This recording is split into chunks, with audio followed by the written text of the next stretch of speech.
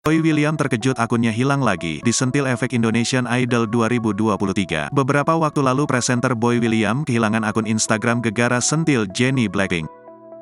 Kini gebetan pedangdut Ayu Ting Ting kembali mengalami hal yang sama. Instagram pribadi pria gebetan Putri Umi Kalsum dan Abdul Rozak itu kembali menghilang. Kali ini, hilangnya Instagram Boy terjadi secara tiba-tiba dan tanpa penyebab yang pasti.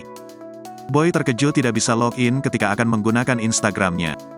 Ia mengaku tidak mengetahui apa penyebab Instagramnya bisa hilang.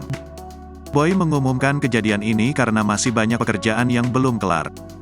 Maka dari itu, bagi yang masih mempunyai urusan endorse dengan Boy agar dapat menghubunginya. Sejumlah warganet ada yang mengaitkannya dengan acara Indonesian Idol 2023. Ada yang menyebut jika itu Boy berpihak pada satu finalis. Hal ini yang membuat kemarahan fans satu kontestan.